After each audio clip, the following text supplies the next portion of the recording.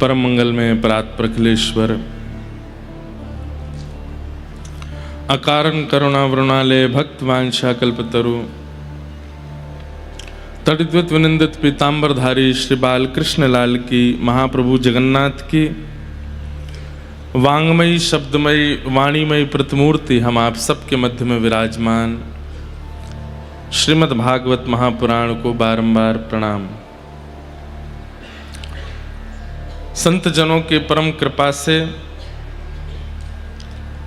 श्री महाप्रभु जगन्नाथ जी की अति कृपा से हम आप सब लोग श्री जगन्नाथपुरी तीर्थ में, चक्र तीर्थ में, महोदधि समुद्र नारायण भगवान के पावन तट पर विराजमान होकर के श्रीमद् भागवत एवं श्री जगन्नाथ रसामृत कथा का रसस्वादन पान कर रहे हैं। राजस्थान से पधारे हमारे समस्त सारस्वत परिवार, इनके प्यारे ठाकुर जी के मंगलमय जन्मोत्सव के उपलक्ष्य में ये मधुर कथा उत्सव का यहाँ पर आनंद हम लोग ले रहे हैं। ये हमारा परम सौभाग्य है। आज हम आप सबके मध्य में, जैसे वृंदावन में कथा होती है, अयोध्या में कथा होती है, तो संतों का विशेष रूप से आगमन सब जगह होता ही है। कथा तो जहां भी हो सब जगह विशेष है, लेकिन तीर्थों में विशेषता इसलिए अधिक है वहां तीर्थ निवास करने वाले महापुरुष संतों का कथा में आगमन होता है और वे प्रत्यक्ष रूप में तो हमें लगता है कि संत पधारे हैं, महापुरुष पधारे हैं, पर वास्तव में तीर्थ के जो देवता हैं वे ही महापुरुषों के रूप में आते हैं। अब श्री जगन्नाथपुरी में महाप्रभु जगन्नाथ जी का दर्शन करने के लिए आप मानव लोग ही रहते हैं ऐसा नहीं है। यहां देवता भी अलग अलग रूप धारण करके महाप्रभु जगन्नाथ जी का दर्शन करने के लिए आते हैं। और जब उन देवताओं को पता चलता है कि महाप्रभु जगन्नाथ का दर्शन, महाप्रसाद का सुंदर भाव तो मिल ही रहा है, साथ ही वक्तागण यहाँ आके कथा भी सुना रहे हैं, तो वे सब देवता कथा में भी आते हैं। तो कैसे आवें? अब चतुर्भुज रूप में आएंगे, षडभुज रूप में आएंगे, पूरे श्रृंगार में आएंगे तो कोई उन्हें बैठने नहीं देगा। तो इसलिए कथा में आए हुए विशेष महानुभाव संत जनों के रूप में तीर्थ देव ही कथा में पधारते हैं। ये सौभाग्य बड़े बड़े शहरों में नहीं मिलता। बड़े बड़े शहरों में कथा होगी तो श्रोता ही आएंगे बस, पर संतों का आगमन नहीं होता।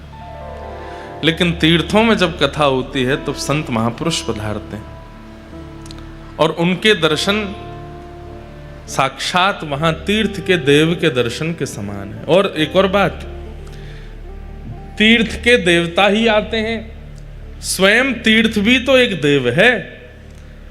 मान लीजिए कोई देवता नहीं आए हैं तो वहां के संत के रूप में वह तीर्थ ही सचल रूप धारण करके आया है। अब जगन्नाथपुरी स्वयं तीर्थ है, स्वयं स्थान है, स्वयं भगवान का स्वरूप है। उन्हीं महाप्रभु जगन्नाथ जी का यह जगन्नाथ तीर्थ संत महापुरुषों के रूप में पधारा है और विशेष रूप से चतुर्व्यूह रूप होता है। बहुत ध्यान से सुनिएगा सब लोग। ठाकुर जी विशेष रूप से व्यूह रूप धारण करते हैं। आज हम अवतारों पर चर्चा करेंगे। भगवान के 4 प्रकार के अवतार, 5 प्रकार के अवतार होते हैं, उनमें से जगन्नाथ जी कौन से अवतार हैं सब पर हम चर्चा करेंगे। उसमें से एक ठाकुर जी का व्यूह अवतार होता है, मतलब एक ही ठाकुर जी अनेक रूप धारण कर लेते हैं। जैसे वृंदावन में वही श्री कृष्ण किशोरी जी के रूप में है, वही श्री कृष्ण अपने सखाओं के रूप में है, वही श्री कृष्ण यमुना जी के रूप में है, वही श्री कृष्ण वृंदावन के रूप में है। मतलब वृंदावन का दर्शन, यमुना जी का दर्शन, किशोरी जी का दर्शन और श्री राधारमण जी का दर्शन, इन चारों में कोई भेद नहीं है। आप राधारमण जी दर्शन नहीं कर पाए लेकिन वृंदावन तीर्थ को प्रणाम कर लिया है तो राधारमण जी को प्रणाम सहज है। वृंदावन में आकर के भीड़ के कारण मंदिर में नहीं जा पाए, लेकिन यमुना जी को प्रणाम कर लिया तो यमुना जी को प्रणाम किया और राधारमण जी को प्रणाम, एक ही बात है। आप बरसाने जाके किशोरी जी को प्रणाम किए और तभी जरूरी काम से वापस आना पड़ा, तो किशोरी जी को प्रणाम से ठाकुर जी को प्रणाम समान है। ठाकुर जी को प्रणाम किया लेकिन बरसाना नहीं जा पाए किशोरी जी को प्रणाम करने, तो भी वह समानता है, क्योंकि वे सब व्यूह हैं। जैसे प्रधानमंत्री अपने निवास पर भी मिलेंगे, अपने कार्यालय में भी मिलेंगे, अपनी बैठक में भी मिलेंगे, अपने दफ्तर में भी मिलेंगे। स्थान उनके चार हैं, पर मिलने वाले तो सब जगह प्रधानमंत्री ही हैं। ठीक वैसे ही ठाकुर जी, चाहे आप राधा रानी के दर्शन करो, यमुना जी के दर्शन करो, वृंदावन के दर्शन करो, चाहे प्रत्यक्ष बिहारी जी के दर्शन करो, एक ही बात है। ये उनका व्यूह रूप है। ऐसे ही तीर्थ जो है, ये तीर्थ के प्रधान देवता का व्यूह होता है। कभी अगर बहुत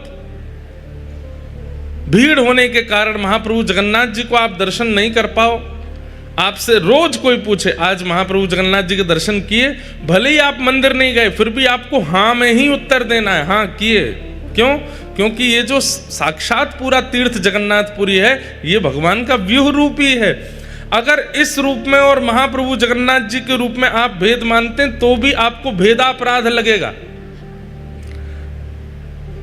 अभी हम सुबह उठ करके स्नान ध्यान करके संध्या वंदन करके कथा करने आ गए, श्री मंदिर नहीं गया, लेकिन आप मुझसे पूछो कि आप आज जगन्नाथपुरी दर्शन करने गए महाप्रभु जी का, तो मुझे हाँ में ही उत्तर देना होगा, हाँ मैं गया। मैं ना नहीं बोल सकता। क्यों? मैंने समुद्र नारायण को देखा, मैंने जगन्नाथ तीर्थ को देखा और इस तीर्थ के सचल संतों को देखा। मैं कैसे कह सकता हूं कि मैंने जगन्नाथ जी दर्शन नहीं किए? ये जगन्नाथ ही तो हैं।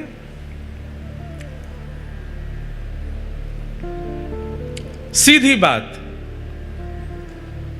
दूध से दिया नहीं जलेगा, पर दूध में घी नहीं है ऐसा नहीं है। दूध में घी है, पर प्रकट करना पड़ता है। ऐसे ही ये तीर्थ हो या तीर्थ की नदियां हो, सरोवर हो, तालाब हो, पोखर हो या समुद्र हो, या तीर्थ निवास करने वाले संत हो, ये भगवान के व्यूह रूप हैं। इनका दर्शन और जगन्नाथ जी का दर्शन, उसमें कोई भेद नहीं। और एक बात बताएं हम, आप जिस दिन इस प्रकार से तीर्थ में रहने लग गए, उस दिन आपको केवल महाप्रभु जी का दर्शन करने श्री मंदिर नहीं जाना पड़ेगा। आप जहां हो महाप्रभु जी वहीं प्रकट हो जाएंगे, क्योंकि आप पूरे तीर्थ को ही भगवान का व्यूह मानते हो।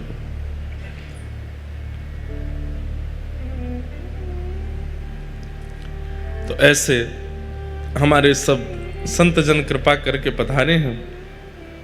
श्री राधा वल्लभ मठ के पूज्य महंत श्री रामकृष्ण दास जी महाराज कृपा करके आज कथा में पधारे हैं। महाराज जी को बारंबार प्रणाम। साथ ही श्री उत्तर पारस मठ के पूज्य महाराज जी पूज्य श्री नारायण रामानुज दास जी महाराज पधारे हैं, उन्हें भी बारंबार प्रणाम।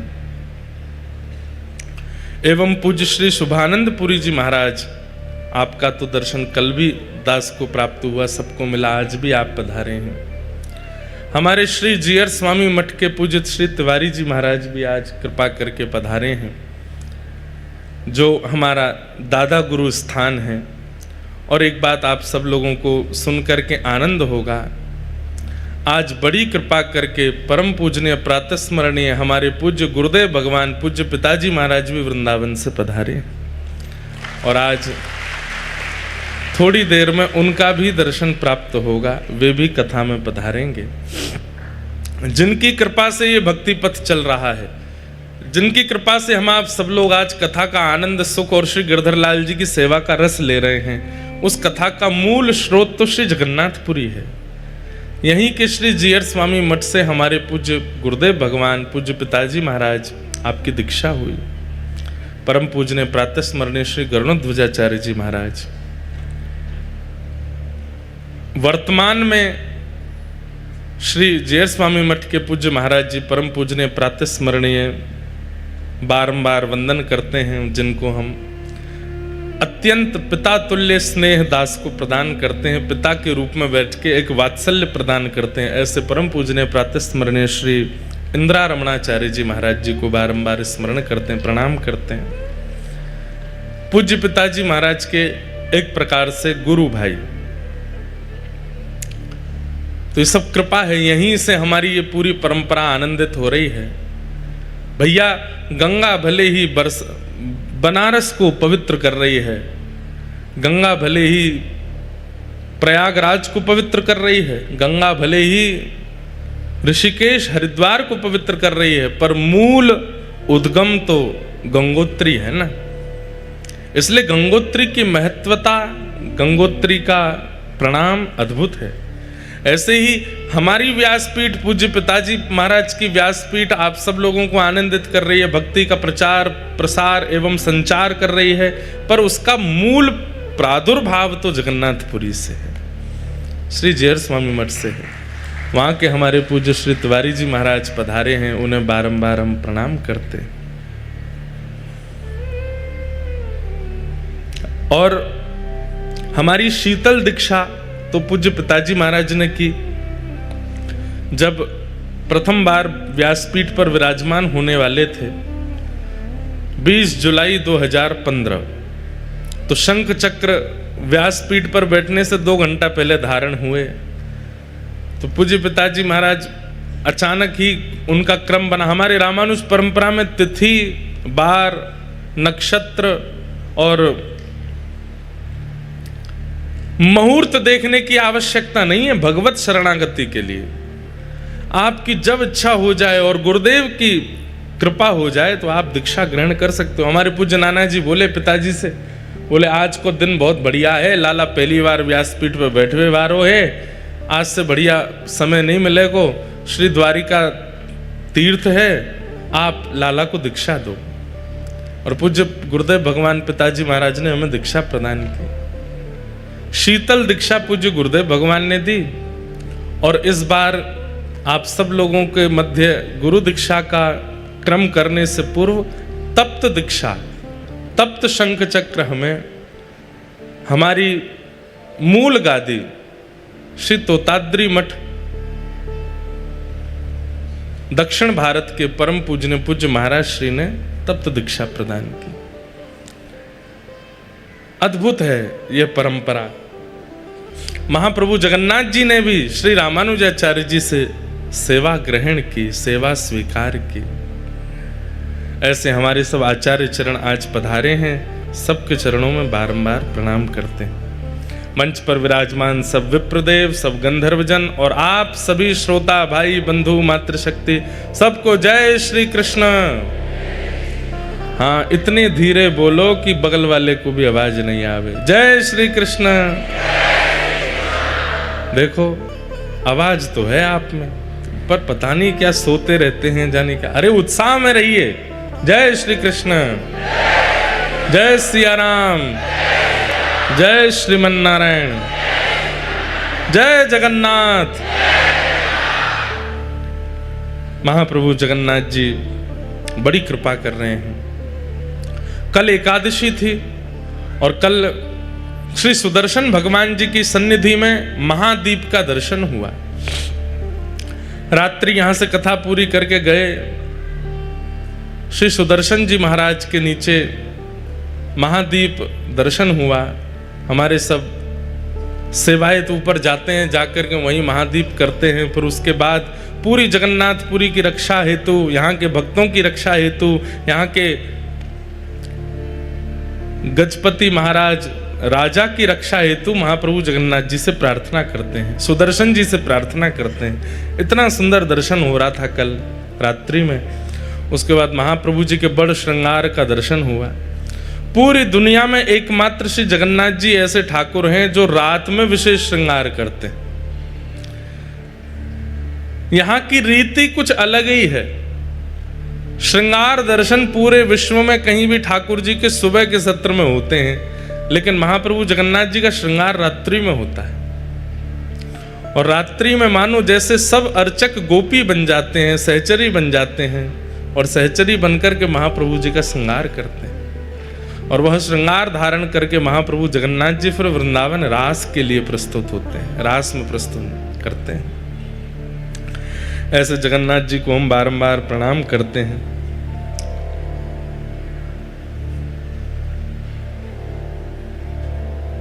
आज कथा का द्वितीय दिवस है। भाव तो अनेक हैं, सब भावों को बीच बीच में लेते रहेंगे और महाप्रभु जगन्नाथ जी की मधुर कथा सुनते रहेंगे। सुबह गिरधर लाल जी के दर्शन संभवतः सबको हो ही गए होंगे। 8:30 पौने 9 बजे गिरधर लाल जी यहीं विराज रहे हैं इसी होटल में। अब होटल तो नहीं बोलेंगे, इसको हम वृंदावन बोल देते हैं। इसी वृंदावन में विराज रहे हैं, कथा हो रही है, इतने सारे वैष्णव विराज रहे हैं। ये होटल रिजॉर्ट तो पहले था, सामान्य तीर्थ पहले स्थान ही था। ठाकुर जी के विराजमान होते तीर्थ हो जाता है। तो ऐसे गिरधर लाल जी विराज गए, कथा भागवत जी विराज गई। अब तो ये होटल थोड़ी है, अब तो ये साक्षात वृंदावन है। जब जगन्नाथ भगवान का दर्शन करने के लिए जाओ तो यही भावना रखना, कहाँ जा रहे हैं? बोले द्वारिकापुरी जा रहे हैं। यहाँ व्यवहार में भी ऐसा ही करो, द्वारिकापुरी जा रहे हैं। और जब लौट करके वापस अपने अपने कक्ष में आओ तो कहाँ? बोला वृंदावन जा रहे हैं, वृंदावन में रहेंगे। प्यारे गिरधर लाल जी के दर्शन आप सबको हो ही जाते हैं। सुबह 8:30 से पौने 9 के बीच में श्रृंगार आरती। संध्या में आज अभी तक हमको कोई सूचना तो मिली नहीं कहाँ जाना चाहिए, लेकिन कथा के विश्राम से पहले हमें सूचना जरूर मिल जाएगी। हमारे अभिमन्यु रामानुजदास जी अभी कोई सूचना प्रदान कर देंगे, समय आपको बता दिया जाएगा। उस समय तक उस स्थान पर आप लोग उपस्थित हो जाना। वहाँ प्रेम से दर्शन करेंगे, आनंद करेंगे, कीर्तन करेंगे। प्यारे गिरधर लाल जी के भी उत्सव यहाँ होंगे। एक दिन तो नंदोत्सव होगा, 56 भोग उत्सव होगा, और भी शायद रथ यात्रा उत्सव भी ठाकुर जी का यहाँ पर करने का भाव बनेगा, तो ठाकुर जी रथ पे विराजेंगे। 12 महीने हैं, लेकिन 12 महीनों में महाप्रभु जगन्नाथ जी के 13 उत्सव हैं। हर महीने एक उत्सव ठाकुर जी का होता ही है। और सबसे पहले उत्सवों का प्रारंभ होता है चंदन यात्रा से। यहां पर उत्सवों को यात्रा कहते हैं। हमारे यहां अक्षय तृतीया के दिन वृंदावन में सारे ठाकुरों को चंदन अर्पित किया जाता है। हमारे यहाँ उसको अक्षय तृतीया महोत्सव कहते हैं, चंदन उत्सव कहते हैं, पर यहाँ पर उत्सवों को यात्रा कहते हैं। यहाँ पर महाप्रभु जगन्नाथ जी चंदन यात्रा से अपने उत्सवों का प्रारंभ करते हैं, क्योंकि हम लोगों का जो नव वर्ष है वो तो नवरात्रि में, चैत्र की नवरात्रि में आता है। उसके बाद महीना प्रारंभ होते हैं हमारे। तो श्री महाप्रभु जगन्नाथ जी का सबसे पहला उत्सव चंदन यात्रा उत्सव होता है। और फिर उसके अनेक अनेक उत्सवों के क्रम है, जिनमें से 2 यात्रा ऐसी हैं जिसमें महाप्रभु जगन्नाथ जी स्वयं पधारते हैं। एक तो स्नान यात्रा और एक रथ यात्रा। इन 2 यात्राओं में महाप्रभु जगन्नाथ जी स्वयं पधारते हैं। बाकी की यात्राओं में महाप्रभु जगन्नाथ जी का चल स्वरूप विराजमान है श्री मदन मोहन जी और श्री रामकृष्ण जी। ये ठाकुर जी के सचल विग्रह विराजमान है भीतर ही। बाकी की यात्राओं में वो ठाकुर जी का चल स्वरूप ही पधारता है। क्योंकि ये भी बात कह सकते हैं कि सारे उत्सवों में महाप्रभु जगन्नाथ जी आए तो कितनी मेहनत हो जाएगी। 2 यात्राओं में ठाकुर जी बाहर आते हैं, उसी में ही महाराज पूरी जगन्नाथपुरी की अर्थव्यवस्था ऊपर नीचे हो जाती है। यहाँ के लोगों की नींदें उड़ जाती हैं और क्या पूरा प्रशासन शासन भारत के दिल्ली राजधानी तक हिल जाती है जब महाप्रभु जगन्नाथ जी बाहर आते हैं। अगर वो हर उत्सव में यात्रा में बाहर आने लग गए तो फिर तो हो गया काम। इसलिए वो 2 यात्राओं में आते हैं, स्नान यात्रा और रथ यात्रा। बाकी की यात्राओं में महाप्रभु जगन्नाथ जी के चल स्वरूप श्री मदन मोहन जी बाहर आते हैं। और फिर वो यात्रा, उसमें झूला यात्रा होती है, नौका विहार यात्रा होती है, चंदन यात्रा होती है, अनेक अनेक यात्राएं होती हैं। उत्सव प्रिय हैं श्री जगन्नाथ जी। ऐसी यात्राएं यहां पर होती हैं। और आपको बताएं, श्रीनाथ जी का और जगन्नाथ जी का अंतरंग संबंध है। वैसे तो ये एक ही हैं, श्री राधा रमण जो हैं वही जगन्नाथ हैं, जो बिहारी जी हैं वही जगन्नाथ हैं, जो श्रीनाथ जी हैं वही जगन्नाथ हैं, जो द्वारिकाधीश हैं वही जगन्नाथ हैं। अलग अलग ठाकुर जी के आनंद रूप हैं, आनंद सार है।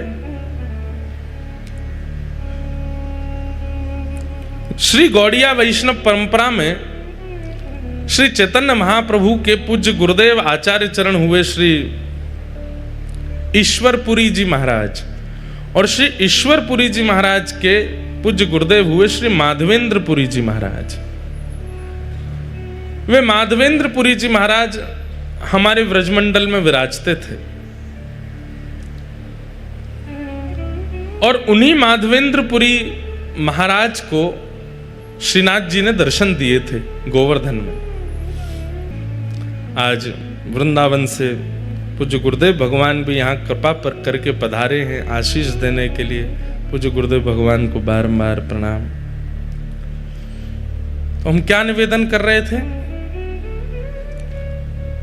कि हमारे श्रीनाथ जी का और महाप्रभु जगन्नाथ जी का अंतरंग मेल है तो एक ही, लेकिन माधवेंद्रपुरी दास जी श्री गोवर्धन में विराजते थे और कहते हैं तब की चर्चा है जब श्रीनाथ जी प्रकट नहीं हुए थे। सद्दू पानी की गैया जाकर के चारों थनों से दुग्ध प्रवाह करती थी जिस स्थान पर, वहां से श्रीनाथ जी प्रकट हुए। कथा हमने अनेक बार सुनाई है। लेकिन उससे पूर्व श्री गिरिराज जी की तलहटी में माधवेंद्रपुरी बाबा भजन करते थे। बहुत ध्यान से सुनिए सब लोग, इधर देखो। तब उन माधवेंद्रपुरी दास जी को एक छोटे से गोपाल जी, एक छोटे से ब्रजवासी बालक को रूप धारण करके आते और आकर के उनके सामने बैठ के दर्शन लाभ लेते।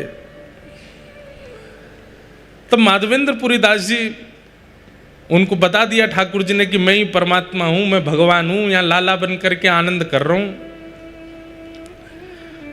तब एक दिन माधवेंद्रपुरी दास जी ने पूछा कि आपके श्याम वर्ण अंग पर हमें कभी कभी ऐसा अनुभव होता है कि अत्यंत प्रश्वेत, बहुत पसीना आपको आता है और कोई कोई आपके अंग में जैसे छोटे छोटे छोटे छोटे कुछ ऐसे चिन्ह दिखाई देते हैं, ऐसा लगता है कि आप श्रमित हो गए हो। तो श्रीनाथ जी बोले, मैं यहां गिरिराज पर्वत में विराजूं भीतर, दोपहरिया में बहुत जोर से धूप पड़े और वह धूप के कारण मुझको बहुत जोर से गर्मी लगे, मेरे सर्वांगीण अंग में बड़ी उष्णता है जाए, कहीं कहीं छाले पड़ जाएं, मैं जोर से जल जाऊं।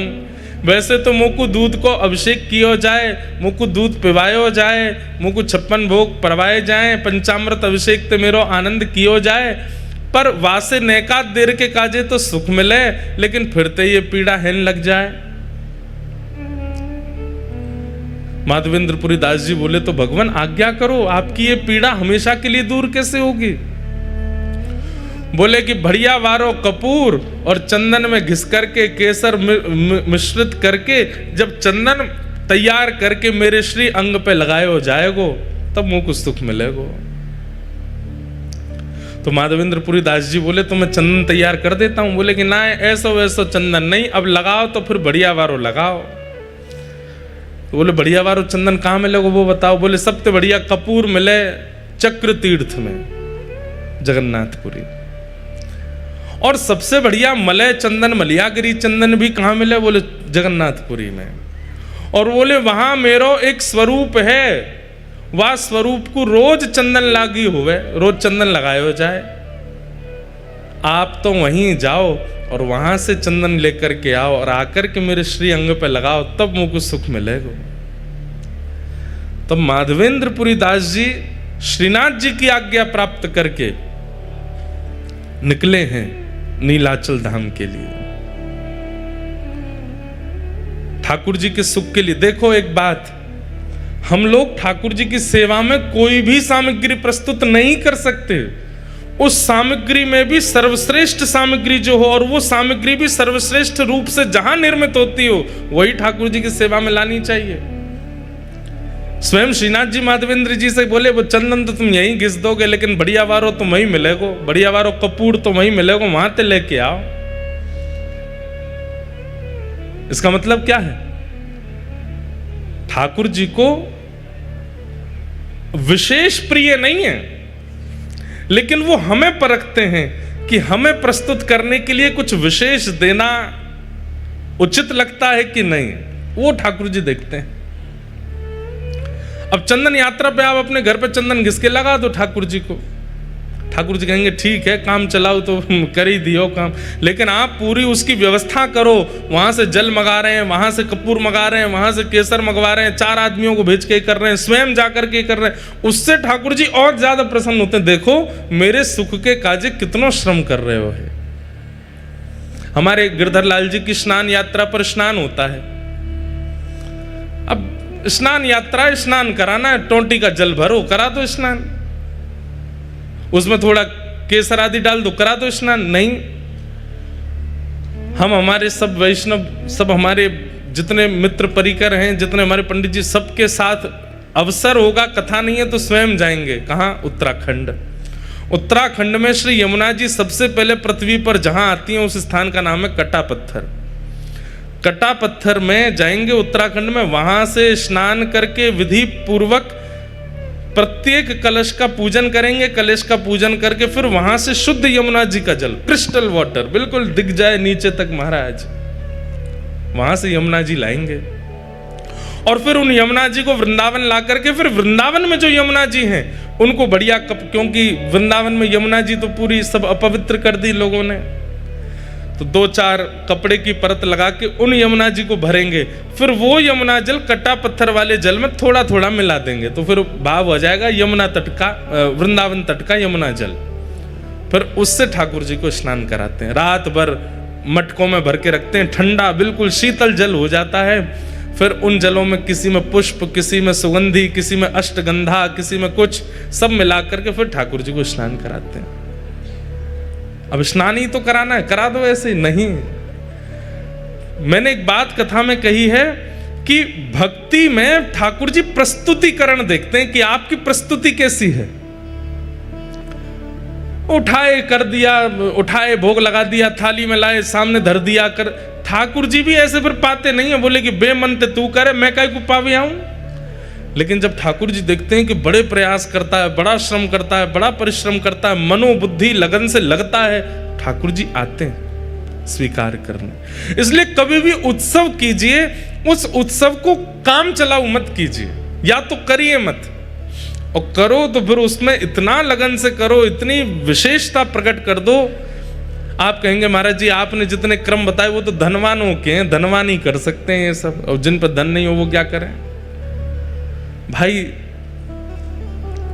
कर्मा भाई कोई धनवान तो नहीं है, हमारे सद्दू पाणे कोई धनवान तो नहीं है, धन्ना जाट धनवान तो नहीं है, पर वो धनवान ना होते हुए भी ऐसी क्रिया प्रस्तुत करते हैं कि वह क्रिया में धनवान से भी ज्यादा लगन का दर्शन होता है। वो ठाकुर जी आते हैं स्वीकार करने। धन्ना जाट की कथा में हम लोग सुनते हैं कि उनको सामान्य पत्थर शालिग्राम भगवान के रूप में एक संत दे गए। तो धन्ना जी रोज अपनी माँ से कहते, मैया मुझे चंदन दिलवा दो, मुझे रोली दिलवा दो, मुझे इत्र दिलवा दो, ठाकुर जी की सेवा करनी है। माँ मना करती, नहीं दिलवाती। तो फिर धन्ना जी ने क्या किया, बाहर गए और रोली जैसे दिखने वाले पत्थर लेकर के आए, उनको बढ़िया घिसते हैं और घिसते घिसते लाल रोली बन जाती है। फिर ठाकुर जी के सामने जाके भावना कर देते हैं, ठाकुर जी मुझ पर धन तो इतना नहीं है कि मैं रोली लाऊं, चंदन लाऊं, इसलिए ये रोली जैसा ही रंग है इसका, आप इसको स्वीकार करो। और प्रेम से लेकर के जब पधराते, ठाकुर जी प्रसन्न होते हैं उनके भाव से। भावना में तो व्यस्त है ना, भले ही धन का व्यय ना करता हो। तो माधवेंद्रपुरी दास जी को श्रीनाथ जी ने आज्ञा की कि आप जगन्नाथपुरी जाओ, वहां से कपूर चंदन लेकर के आओ, वो घिस करके लगाओगे तब मुझे सुख मिलेगा। माधवेंद्रपुरी दास जी निकल पड़े, चलते चलते बालासुर पहुंचे, वहीं पर खीर चोरा गोपीनाथ। इनका पहले नाम केवल गोपीनाथ ही था। खीर चोरा तो माधवेंद्रपुरी दास जी के आने के बाद पड़ गया। पहले इनका नाम केवल, और खीर भी नहीं, उनको बोलते क्षीर चोरा। दूध को क्षीर कहा जाता है, इसलिए भगवान किस में विराजते हैं? क्षीर सागर। तो खीर चोरा तो हम उत्तर भारतीय कहने लग गए हैं, लेकिन वास्तव में वहां पर अधोटे दूध का भोग लगता है ठाकुर जी को, और उसमें थोड़ी बहुत कुछ सामग्री मिलाई जाती है, इसलिए वो क्षीर चोरा गोपीनाथ। पहले उनका नाम केवल गोपीनाथ ही था, वो क्षीर चोरा। तो और ये गोपीनाथ जी बालासुर में जो विराजमान, जिसको अवसर मिले, समय मिले, 3-4 घंटे का रास्ता होगा शायद यहां से, हुआ ना वहां दर्शन करे आना। हमने आज तक दर्शन नहीं किए, पर हमने क्षीर चोरा गोपीनाथ जी कथा खूब सुनाई है, चित्र में दर्शन किए हैं, वहां का प्रसाद भी पाया है, पर दर्शन का अवसर अभी तक नहीं मिला। ये गोपीनाथ जी, क्षीर चोरा गोपीनाथ, ये गोपीनाथ जी सामान्य नहीं है। ये गोपीनाथ जी का स्वरूप स्वयं श्री राम जी के द्वारा निर्मित किया गया है, ये क्षीर चोरा गोपीनाथ। कैसे? जब प्रभु श्री राम वनवास कर रहे थे, तो कभी कभी लक्ष्मण जी को ज्ञान उपदेश करते थे, सीता जी से बैठ करके कुछ मधुर चर्चाएं करते थे। तो सीता जी बीच बीच में कभी कभी राम जी से बोलती, सब लोग इधर देखो, ध्यान से सुनो।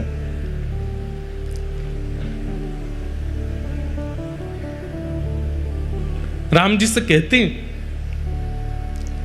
हमने सुना है कि आप द्वापर में कृष्ण रूप धारण करोगे। तो राम जी कहते हैं, हाँ, कृष्ण रूप तो धारण करेंगे, और हमने ये भी सुना है कि आपके समस्त अवतारों में अत्यधिक सुंदर अवतार आपका जो होगा वो कृष्णावतार होगा, जिसके रूप को देख करके असंख्य गोपियां, असंख्य ब्रजवासी गण जहां से भी आप गुजरेंगे सब आप पर न्योछावर हो जाएंगे, ऐसा आपका रूप होगा, मैंने सुना है। तो राम जी बोले, अब ये तो प्रभु जाने, राम जी भी कोई कम सुंदर थोड़े ही हैं। वर्णन आता है कि राम जी जब वनवास करते हैं, तो वनवास करते समय वहां के संत जन, वहां के निवासी जन, उनके पास राम जी सामग्री लेने के लिए जाते हैं। वैसे तो सामग्री सब प्रस्तुत राम जी के पास हो जाती है, लेकिन कभी कभी सामग्री प्रस्तुत नहीं होती, तो राम जी जाते हैं और जाकर के कहते हैं कि हमें प्रसाद सिद्ध करना है, आदि हमें ये सामग्री दे दो। तो सूखी सामग्री, पक्की सामग्री, जो भी सामग्री देते हैं। अब उस काल में कोई बड़े बड़े व्यापारी तो होते नहीं थे, सब लोग सामग्री व्यय करते थे, उसका जो धन मिलता था उससे घर चलता था। अब राम जी जब, वो तो वनवासी हैं, उन पर धन तो होता नहीं था, तो सब सामग्री लेते थे। तो सामग्री लेने वाले, अब देने वाले को क्या दें? राम जी के पास कोई मुद्राएं तो है नहीं, तो कहते हैं कि राम जी प्रेम से मुस्कुरा जाते हैं, और जैसे ही राम जी प्रसन्न मुद्रा में मुस्कुराते हैं, तो जो सामग्री देने वाले होते हैं वो कहते हैं कि हमको दक्षिणा मिल गई, आप तो सामग्री ले जाओ, आप तो बस मुस्कुरा दिया करो। आप खुश हो जाते हैं, आप हंस जाते हैं, आप थोड़े प्रसन्न मुद्रा में हमको देख लेते हैं, हमको लगता है कि हमें सर्वस्व मिल गया। तो राम जी भी कोई कम सुंदर तो नहीं है, एक ही रूप हैं दोनों, लेकिन कृष्ण थोड़े चंचल ज्यादा है ना, इसलिए उनकी रूप माधुरी अद्भुत है। तो सीता जी बोली, द्वापर में आप कृष्णावतार धारण करेंगे, और हमने सुना है कि वो कृष्ण स्वरूप बड़ा सुंदर होगा। राम जी बोले, अब कोई कम सुंदर है हम? बोले, नहीं, सुंदर तो आप अभी भी बहुत हो, पर हमें लगता है कि अभी आप इतने सुंदर हो, तो कृष्णावतार में और सुंदर, इससे सुंदर और क्या होगा? आप हमें दर्शन करा दीजिए ना। तो राम जी बोले, ठीक है, समय मिलेगा तो मैं दर्शन कराऊंगा। तो फिर राम जी नित्य जाते, एक गुफा में एक शिला है, और उस शिला को अपने बाण से ही ठाकुर जी छेद छेद करके अपने द्वापर में प्रकट होने वाले रूप का निर्माण कर रहे हैं, स्वयं राम जी। आहा, कोई मूर्तिकार ठाकुर जी का रूप बनाता है, समझ में आती है, पर स्वयं ठाकुर जी ही अपनी मूर्ति बना रहे हैं, ये कितनी अद्भुतता है। हमारे चित्र बना के कितने सारे बालक लाते हैं, पर अपना चित्र बनाने की कभी मन में सोची भी नहीं। और कोई व्यक्ति अपना चित्र क्यों बनाएगा? लेकिन यहां श्री राघव जी अपना चित्र बना रहे हैं। ऐसे नेत्र हैं, ऐसे कान हैं, ऐसी नासिका है, ऐसे अधर हैं, जैसे हैं बिल्कुल वैसे बना रहे हैं, ऐसी ठोड़ी है, और बड़ी लगन के साथ अपने सर्वांगीण रूप को निर्माण कर रहे हैं, जो अभी प्रकट हुआ ही नहीं है, द्वापर में होगा, उस रूप को त्रेता में प्रकट कर रहे हैं राघव जी। किस लिए? सीता जी को दर्शन कराना है। और नित्य शाम तक निर्माण करते और फिर घास फूस से ढक करके राम जी चले जाते। सीता जी प्रश्न करके खुद ही भूल गई कि उन्होंने दर्शन की अभिलाषा की है, और वो ये सोचने लगी कि राम जी दोपहर में गायब होते हैं, रात्रि में आते हैं, जाते कहाँ हैं, और ये पूरा दिन करते क्या हैं। एक दिन सीता जी के मन में आई कि मैं चुप के देखूंगी ये कहाँ जाते हैं। पीछे पीछे जाकर के देखा तो एक विशेष गुफा में जाते हैं और शाम तक वहीं रहते हैं, फिर आते हैं। तो जैसे एक दिन राम जी सुबह स्नान ध्यान और अपने संध्या वंदन के लिए नदी तट पर गए तो सीता जी पहुंच गई उस गुफा में। और देखूं तो सही क्या है। भीतर जाके देखा तो कुछ नहीं दिखा, एक तरफ घास फूस रखी थी। सीता जी सब जगह खोज खोज के देखी तो घास जैसे ही हटाई, आहा, श्री गोपीनाथ जी ऐसे विराज रहे थे, त्रिभंग लली श्याम सुंदर। राम जी तो सदैव ऐसे रहते हैं, सीधे खड़े रहते हैं, एक हाथ में धनुष, एक हाथ में बाण, और एक हाथ में धनुष, दूसरे हाथ से आशीष, यही मुद्रा रहती है राम जी की। लेकिन आज वही राघव जी जिनको सदा ऐसे देखा है, आज वही राम जी मानो ऐसे दोनों भुजा करके और वंशी धारण करके, और बिल्कुल कमर भी टेढ़ी है, मुख भी टेढ़ा है, पाम भी ऐसे, रूप देख करके सीता जी तो मोहित हो गए। बार बार मन में इच्छा होने लगी कि आलिंगन कर लूं मैं इनका, इतने सुंदर। मन में ऐसी भावना आने लगी कि ये यहां पर घास फूस में ढके बैठे हैं, इन्होंने पता नहीं भोजन भी किया होगा कि नहीं, इन्होंने जल भी पान किया होगा कि नहीं। सीता जी तुरंत दौड़ करके गई, पत्तों के दोना बनाए और उन दोनों में कुछ फल अमनिया करके, एक पात्र में जल लेकर के, कुछ पुष्पों के हार बना करके और सुंदर सब सामग्री लेकर के आई। आकर के श्री गोपीनाथ जी को तिलक किया, सुंदर पत्रावली का श्रृंगार कर दिया, गले में माला पहना दी, सर्वांगीण अंग में चंदन अर्पित करने के बाद में भोग पधरा दिया, और भोग पधराने के बाद में आरती कर दी। इतने में समय हो गया राम जी के आने का।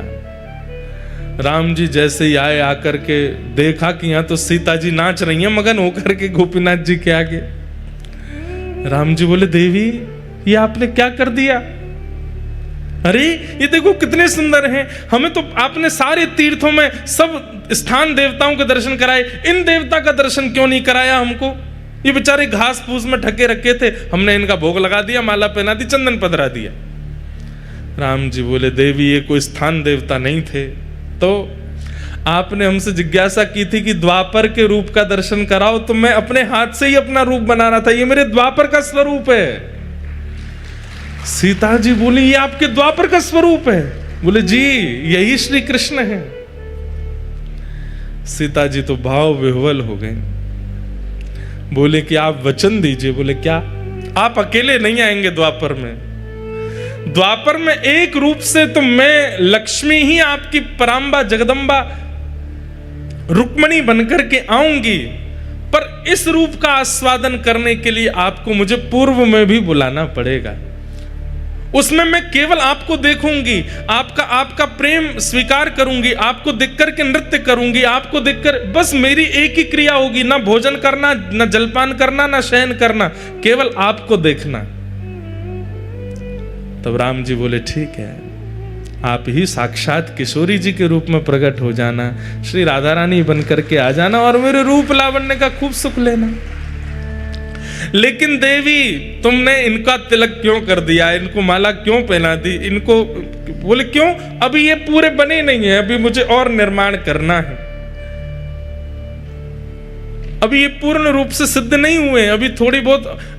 तो सीता जी बोली ये इतने सुंदर हमारे प्राण हरण कर रहे हैं, इससे भी अधिक आपको इनको बनाना है तो इनको अधूरा ही रहने दो, फिर तो हम इससे अधिक जो विशेष रूप है वो तो द्वापर में ही देखूंगी मैं, क्योंकि इनको देख करके जब मेरा मन इतना आनंदित हो रहा है तो फिर पूर्ण रूप कैसा होगा। वही श्री राघव जी के द्वारा निर्मित शिला पर जो ठाकुर जी का स्वरूप है वही बालास्वर में श्री गोपीनाथ जी के रूप में विराजमान है, जिन्हें क्षीर चोरा गोपीनाथ कहते हैं। पर वो क्षीर चोरा कब बने? जब माधवेंद्रपुरी दास व्रजमंडल से आ रहे हैं जगन्नाथपुरी चंदन लेने के लिए। बीच में जैसे ही गोपीनाथ जी का मंदिर पड़ा, माधवेंद्रपुरी दास जी पहुंच गए, जाकर के आहा भुजा उठा करके नृत्य कर रहे हैं, नृत्य कर करके गा रहे हैं, गोपीनाथ जी का दर्शन करके आनंदित हो रहे हैं। नित्य 11-12 सकोरों में, मिट्टी के पात्रों में ठाकुर जी को क्षीर का भोग लगाया जाता है और वही भोग सारे दर्शनार्थियों को बांटा जाता है। लेकिन माधवेंद्र जी अकिंचन दूर खड़े थे, सब में बट गया लेकिन माधवेंद्र जी को नहीं प्राप्त हो पाया। आप 3-4 दिन से भूखे प्यासे और थे और आपका एक स्वभाव और था।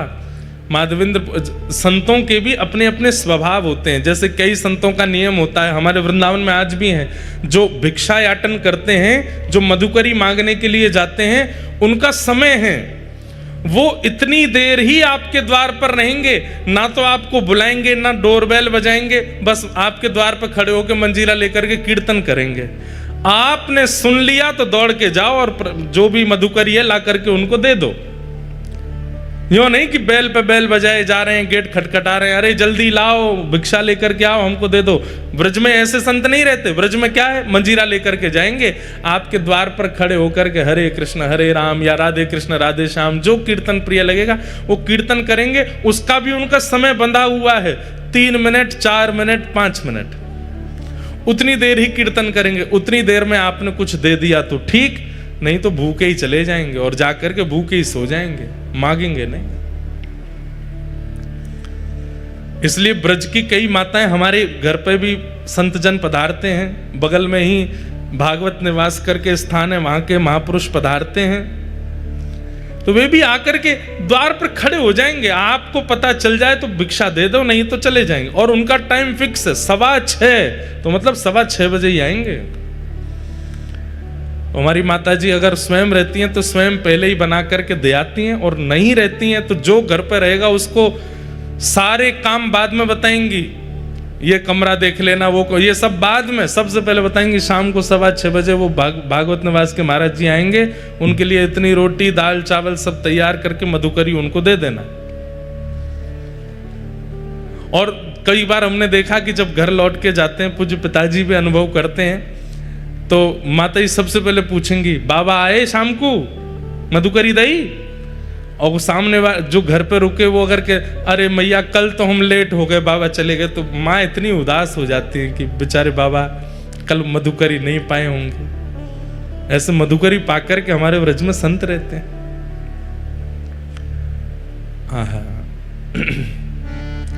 श्री माधवेंद्रपुरी दास जी, उनका नियम है कि वो अयाचक हैं।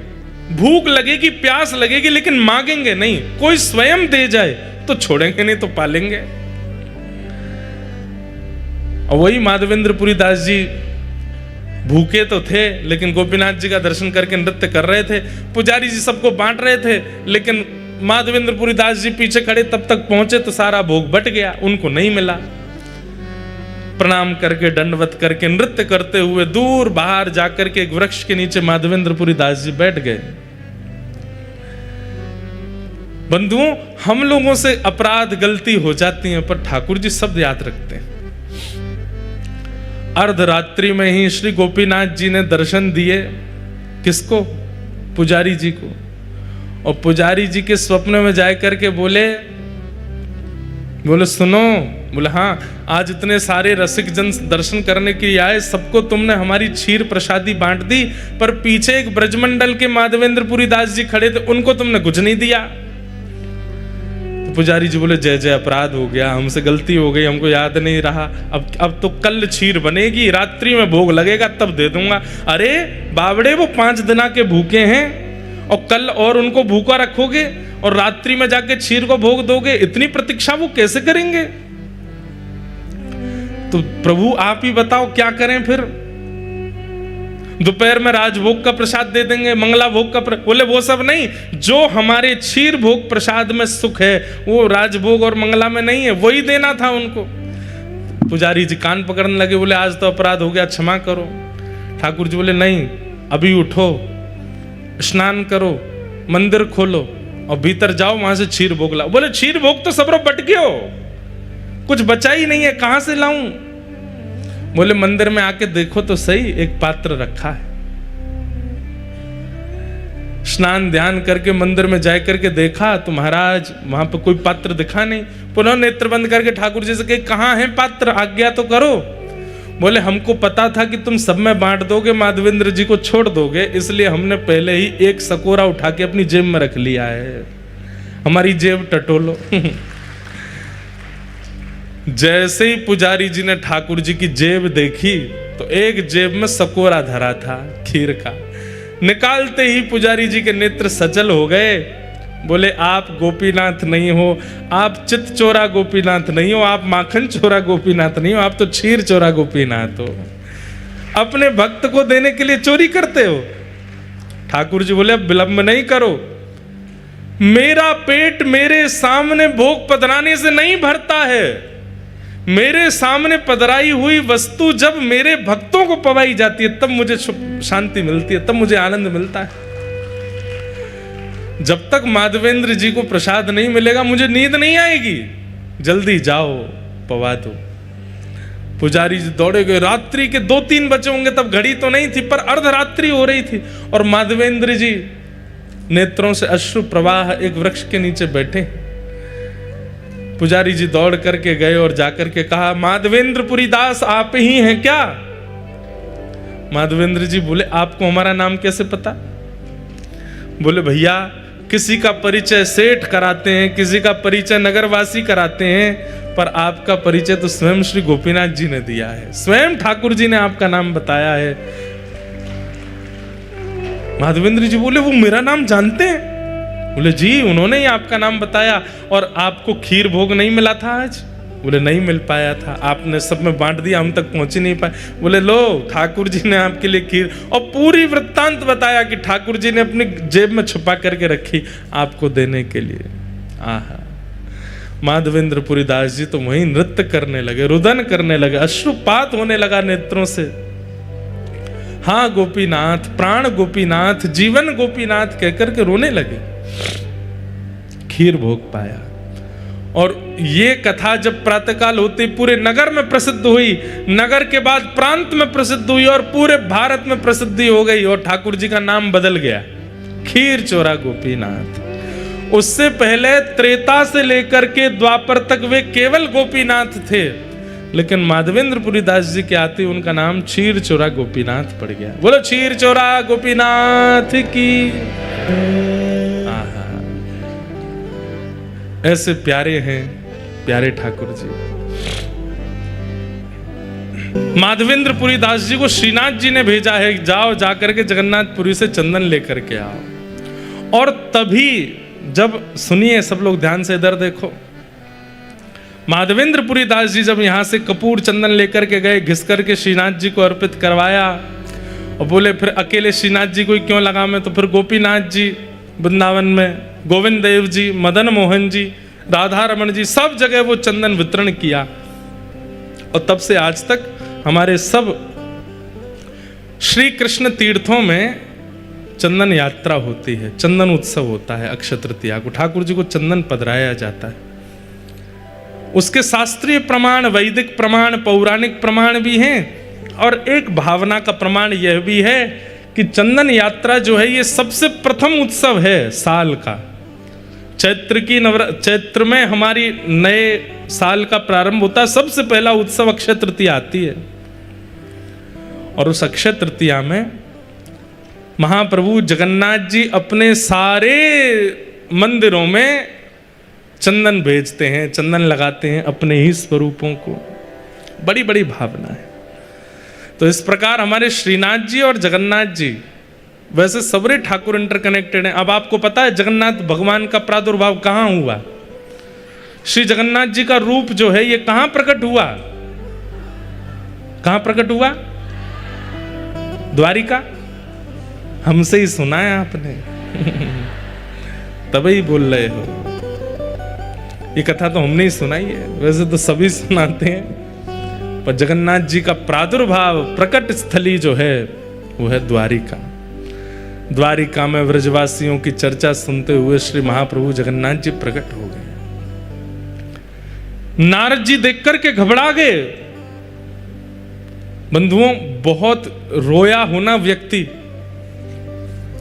कोई व्यक्ति बहुत रोया हो, भगवान करे कोई ना रोवे, लेकिन कोई व्यक्ति बहुत रोया हो, दिन रात रोया हो, उस व्यक्ति की आंखें अलग ही दिख जाती हैं।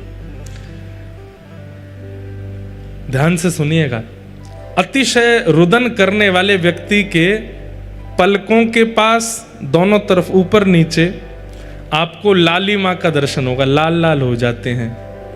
बाहर की ये जो पलक हैं ये भी लाल पड़ जाती हैं, और जितने उसके सामान्य नेत्र खुलते हैं उससे थोड़े अधिक नेत्र खुल जाते हैं। महाप्रभु जगन्नाथ जी को देखो, जगन्नाथ जी के जो ये भाव है ये पूरा लाल है और नेत्र पूरे खुले हुए हैं। ये प्रेम विगलित ठाकुर जी हैं। व्रजवासी और किशोरी जी के प्रेम में इतना रुदन किया ठाकुर जी ने कि जगन्नाथ बन गए। नारद जी महाराज घबरा गए और घबरा करके बोले, प्रभु ये ऐसा स्वरूप आपका, इसको तुरंत अंतर ध्यान कीजिए, हम देख नहीं पा रहे हैं आपके स्वरूप को, आपके हाथ नहीं है, पैर नहीं है, मुख नहीं है। महाप्रभु जगन्नाथ जी बोले, नहीं, अब तो ये स्वरूप प्रतिष्ठित होगा और पूरे विश्व को बताने के लिए कि प्रेम की अवस्था मुझे कितनी प्रिय है, प्रेम मुझे कितना प्रिय है, ये सबको बताने के लिए अब ये स्वरूप प्रतिष्ठित होकर विराजमान होगा। और चारों धामों में, चारों तीर्थों में, कलयुग में सबसे ज्यादा प्रधानता इसी रूप की होगी। कलिकाल में इसी रूप से मैं विराजूंगा, यही मेरा मूल रूप होगा। बोले कहां जाएंगे? बोले इंद्रद्युम्न राजा और गुंडीचा ने मेरी तपस्या की है, उन्होंने कहा है कि आप हमारे यहां आइए, उन्हीं के यहां मैं जाऊंगा। और ठाकुर जी जगन्नाथ रूप धारण करके यहां पधारे। श्रीमद् भागवत जी के 3 मंगलाचरण के श्लोक हैं। सबसे पहले श्लोक में सत्य का ध्यान करते हुए प्रणाम करते हैं, सत्यम परम धीमहि, और सत्य को नहीं परम सत्य को वंदन किया गया है। महाप्रभु जगन्नाथ जी परम सत्य हैं। कल मैंने बताया ना, सच्चिदानंद रूप, तीनों रूपों का दर्शन यदि आपको करना है तो महाप्रभु जगन्नाथ जी में करो। ये सत्य है, ये चैतन्य है और ये आनंद है। पर यहां जो परम सत्य कहा जा रहा है वो कौन है? वो तो महाप्रभु जगन्नाथ है, परम सत्य है।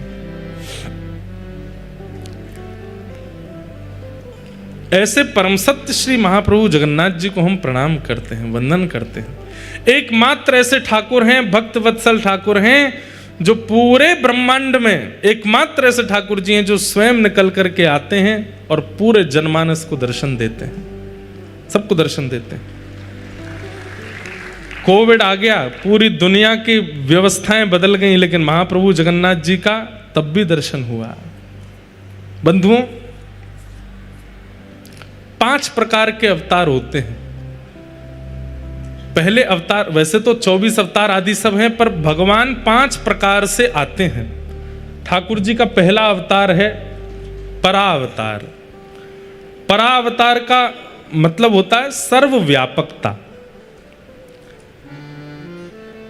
परावतार, इस माइक में भी ठाकुर जी हैं, इस वायु में भी ठाकुर जी हैं, इस पंडाल में भी ठाकुर जी हैं, इन सामने आर्टिफिशियल इन पुष्पों में भी ठाकुर जी हैं, माइक में भी ठाकुर जी हैं, आप में भी ठाकुर जी हैं, हम में भी ठाकुर जी हैं। एक बात कहें, ये परा अवतार जो है इसको पूरी दुनिया मानती है,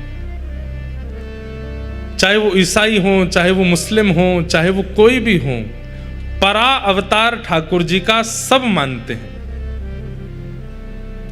ईसाई भी मानते हैं, मुस्लिम भी मानते हैं, बौद्ध भी मानते हैं, सब मानते हैं क्या? भगवान सब जगह है। परा अवतार की व्याख्या और कहीं थी ही नहीं, केवल सनातन धर्म में थी कि परा अवतार भगवान सर्वव्यापक है। ईश्वरः सर्वभूतानां हृदय से अर्जुन तिष्ठति। ईश्वर सभी प्राणी मात्र में विराजमान है, सभी जड़ चेतन में विराजमान है। हमारी हिंदू वैदिक सनातन धर्म की तो कैसी, अभी हमने कथा प्रारंभ की तो हमने क्या कहा था कि ठाकुर जी केवल मंदिर में है, ऐसा मत मानिए। आप श्री जगन्नाथपुरी में विराज रहे हैं, यहाँ की पृथ्वी का दर्शन कर रहे हैं, समुद्र का दर्शन कर रहे हैं, आकाश का दर्शन कर रहे हैं, सूर्य का दर्शन कर रहे हैं जगन्नाथपुरी में खड़े होकर के, तो आपकी दृष्टि जो देख रही है सब जगन्नाथ हैं। ये ठाकुर जी का परावतार, सर्वव्यापकता।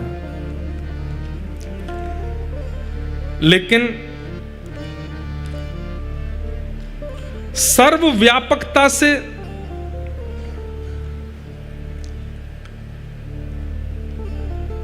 कई अविश्वासी जीवों को सुख नहीं मिलता।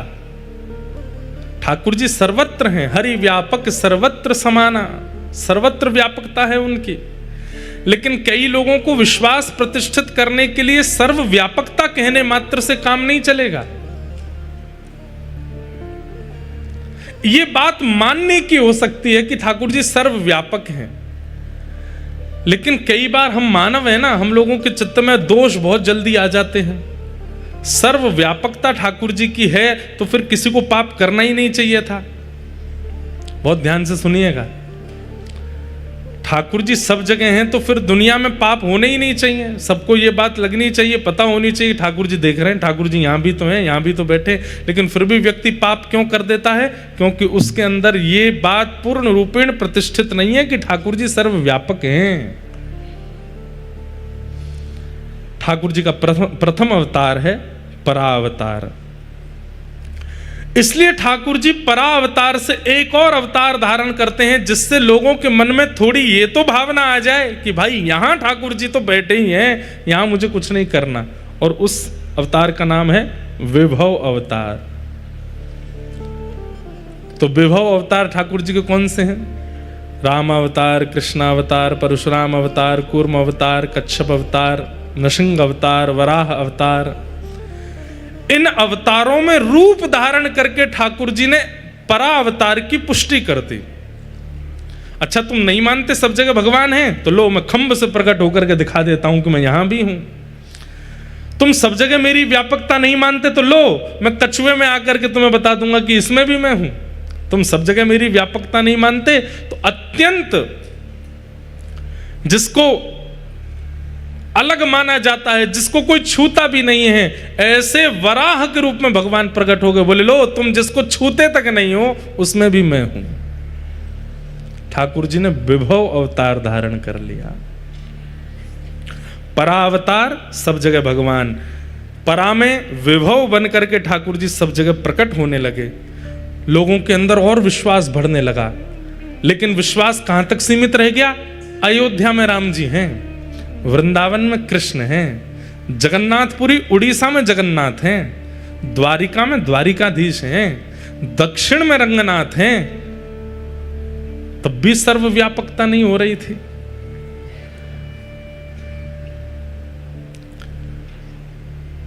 ठाकुर जी ने मन में विचार किया, अब क्या करें?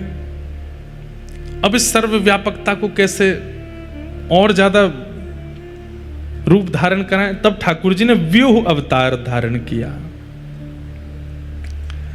व्यूह अवतार का अभिप्राय, ठाकुर जी एक से अनेक बन जाते हैं। तो जैसा मैंने आज कथा में बोला, व्यूह अवतार कौन सा? महाप्रभु जगन्नाथ जी भी जगन्नाथ हैं, वो तो जगन्नाथ हैं ही, उनका मंदिर भी जगन्नाथ है। इसलिए शिखर दर्शन की महत्ता। एकादशी के दिन पंढरपुर में, महाराष्ट्र में लाखों करोड़ों की तादाद में भीड़ जाती है दर्शन करने के लिए। सब लोगों को तो भीतर जाने का अवसर नहीं मिल पाता। लाइन भी अगर लगा देंगे कि लाइन से सब लोग जाओ, तो एकादशी निकल जाएगी, उसके बाद में कईयों को दर्शन होंगे। और वो आए तो थे कि एकादशी तिथि पे ही दर्शन करना है। तो फिर वहां के संतों ने, रसिकों ने पंढरपुर की प्रणालिका में यह व्यक्त कर दिया कि पंढरपुर में एकादशी के दिन ठाकुर जी मंदिर में है ही नहीं। तो बोले कहां है? शिखर पर बैठे हैं। शिखर पर बैठ करके ध्वजा रूप में सबको दर्शन देते हैं। इसलिए लाखों करोड़, वहां बोलते हैं वारी, वारी जाती है और वो वारी चारों तरफ मंदिर के भ्रमण करते हुए केवल ध्वजा जी का दर्शन करती है और ध्वजा दर्शन को ही श्री पंढरीनाथ दर्शन माना जाता है। केवल पंढरपुर में ऐसा नहीं है, पूरे विश्व में ऐसा ही है कि ध्वजा और शिखर साक्षात परमात्मा है। कोई व्यक्ति अत्यंत वीवीआईपी बनकर के आया और शिखर देखे ही नहीं, सीधे मंदिर में ही घुस गया और ठाकुर जी के दर्शन करके प्रस्थान कर गया, उसका दर्शन अधूरा माना जाएगा, क्योंकि उसने मूल तो दर्शन किया ही नहीं। ठाकुर जी का शिखर मूल है। एक प्रकार से कह दें तो क्या है, मेरे अंदर आत्मा है, मेरे अंदर मन है, मेरे अंदर बुद्धि है। अब आपकी इच्छा क्या है, मैं तो इसके मन से ही मिलूंगा, मैं तो इसकी बुद्धि से ही मिलूंगा, मैं तो इसकी आत्मा से ही मिलूंगा, बाहर वाले से मेरा कोई अभिप्राय नहीं। ऐसा नहीं होता, बल्कि सामान्य संसार में तो ऐसा है कि बाहर वाले शरीर से ही सारे संबंध होते हैं, अंदर वाले को तो हम पहचान ही नहीं पाते।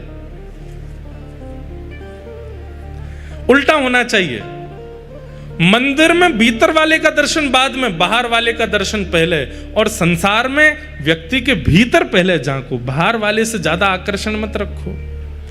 हम शरीर पर, रूप पर, रंग पर ज्यादा आकृष्ट हो जाते हैं, उसके हृदय का दर्शन नहीं कर पाते। मंदिर में भीतर दर्शन मिल जाए तो अच्छा, नहीं तो बाहरी दर्शन कर लो, शिखर देख लो बस।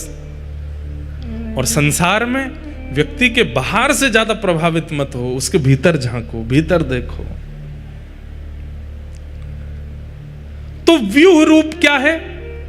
वही जगन्नाथ जी अपने श्री मंदिर के रूप में भी हैं, वही श्री मंदिर जगन्नाथ तीर्थ के रूप में भी है, वही तीर्थ महोदधि समुद्र के रूप में भी है, वही महोदधि महाप्रसाद के रूप में भी है, वही महाप्रसाद जगन्नाथपुरी में विचरण करने वाले यहाँ के लोकल जो लोग हैं उनमें भी है। ये ठाकुर जी का व्यूह रूप है। मंदिर पहला स्वरूप, महाप्रसाद दूसरा स्वरूप,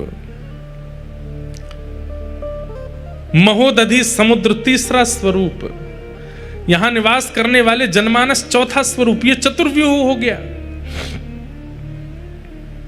हमारे वृंदावन के भी चतुर्व्यूह हैं। सबसे पहला रज, पहला चतुर्व्यूह। दूसरा चतुर्व्यूह श्री यमुना जी। तीसरा चतुर्व्यूह वहां के वृक्षवल्लरी, कुंज निकुंज। और चौथा ब्रजवासी। अगर कोई ब्रजवासी अंक में भर लेवे तो यूं ही मानना चाहिए कि राधा रमण जी ने अंक में भरो है। कोई ब्रजवासी दिख जाए तो यूं ही सोचना चाहिए श्री राधा वल्लभ जी दिख गए हैं। ब्रजवासी को यह नहीं मानना चाहिए, उसको खुद नहीं सोचना चाहिए भाई मैं ही राधा रमण हूं, मेरा दर्शन कर ले। उसके मन में यह भावना नहीं होनी चाहिए। पर दर्शनार्थी अगर ब्रजवासी से मिले तो इस भावना से मिल ले कि ये बिहारी जी हैं, तो उसको दोष नहीं लगेगा, क्योंकि वो ठाकुर जी का व्यूह रूप है। तो पहला परावतार, दूसरा विभव अवतार और तीसरा व्यूह अवतार। लेकिन व्यूह अवतार में भी ठाकुर जी को लगने लगा कि भाई हमारी सर्वव्यापकता और हमारे प्रति जो प्रेम होना चाहिए वो अभी भी प्रतिष्ठित नहीं हो पा रहा है। तब ठाकुर जी ने पांचवा अवतार धारण किया, जिसका नाम है अर्चावतार। क्या नाम है? अर्चावतार। मेरे अर्चावतार कौन है? प्यारे गिरधर लाल जी। आपके अर्चावतार कौन है? आपके गोपाल जी। आपके अर्चावतार कौन है? आपके मंदिर में विराजमान ठाकुर जी। ये अर्चावतार है। ये ठाकुर जी का पांचवा अवतार है, अर्चावतार। परावतार, विभव अवतार, व्यूह अवतार, अर्चावतार। और इस अर्चावतार में एक अवतार रह गया, अंतर्यामी अवतार। चौथा अवतार अंतर्यामी अवतार। अंतर्यामी अवतार मतलब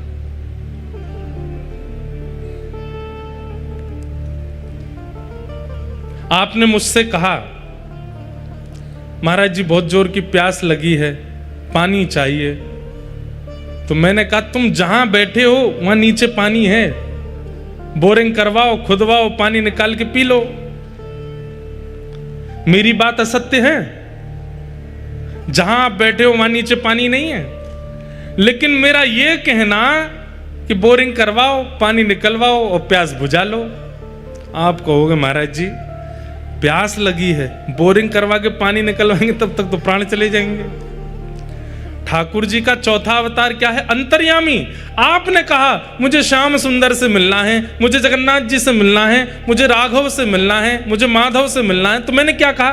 तुम जहां खड़े हो वहीं हैं, पर इससे आपका समाधान नहीं होगा। मेरी बात सत्य नहीं है, हैं ठाकुर जी वहां पर प्रकट करना पड़ेगा। दूध से दिया नहीं जला जा सकता, लेकिन दूध में घी नहीं है ये आप अस्वीकार नहीं कर सकते। दूध में घी होता है, पर दूध से दिया नहीं जलेगा, प्रकट करना पड़ता है। तो चौथा अवतार भगवान का अंतर्यामी अवतार है। आप जहां हो, जैसे हो, आप कलकत्ता में हो, मुंबई में हो, जयपुर में हो, महाराष्ट्र में हो, तमिलनाडु में हो, जहां हो, सब जगह राधा रमन जी हैं। पर आपको याद आ रही है कि मुझे राधा रमन जी से मिलना है, तो मैं ऐसा कह दूं तुम जहां वहीं हैं, तो हैं, तो ये बात सत्य तो है, पर उनको अनुभव करने के लिए प्रकट करना पड़ेगा। प्रोसेस लंबा है। तब ठाकुर जी ने विचार किया कि कलयुग में इतना समय नहीं है लोगों पे, मैं हूं तो सर्वत्र, पर मुझे प्रकट करने की इतना समय का इन्वेस्टमेंट, इतनी मेहनत का इन्वेस्टमेंट लोग नहीं करेंगे। तब ठाकुर जी ने 5वां अवतार धारण किया, और वो क्या है? अर्चावतार। अर्चावतार का मतलब क्या है? हमारी बात को बहुत ध्यानपूर्वक सुनिएगा। जितनी योग्यता, जितनी श्रेष्ठता, जितनी प्रतिष्ठा, जितनी विशेषता महाप्रभु जगन्नाथ जी की है, उससे किंचित भी कम नहीं है आपके घर में विराजमान ठाकुर जी की। दोनों समान हैं।